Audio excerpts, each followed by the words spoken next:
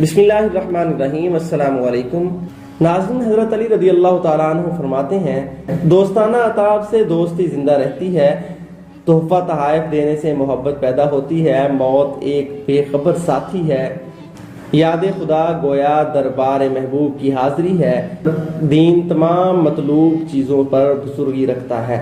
علم یقینی دوست ہے، خواہش نفس ایک ایسا دشمن ہے جس کی انسان پیروی کرتا ہے،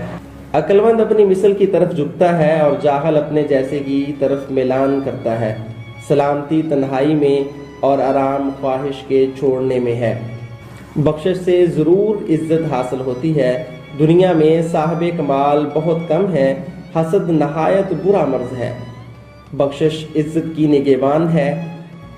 میانہ روی تھوڑے مال کو بڑھا دیتی ہے، فضول خرچی بہت سے مال کو بھی فنا کر ڈالتی ہے، زمانے کے پل پل کے اندر آفتیں چھپی ہیں، عمر کو لحظ لحظ فنا کر رہا ہے، راست گو کو عزت و جلال اور دروغ گو کو ذلت و خواری نصیب ہوتی ہے، حیا سب خوبیوں کی کنجی ہے، بے حیائی برائی کی نشانی ہے، استغفار گناہوں کو مٹا دیتی ہے، گناہ پر جمے رہنا بدکاروں کی خصلت ہے، زمانے کی ساعتیں پل عمر کو لے جا رہی ہیں، شکم پوری سوجھ بوجھ کو روکتی ہے۔ ناظرین، ویڈیو پسند آئی ہو تو ویڈیو کو لائک اور ہمارا چینل ضرور سبسکرائب کر لیجئے گا۔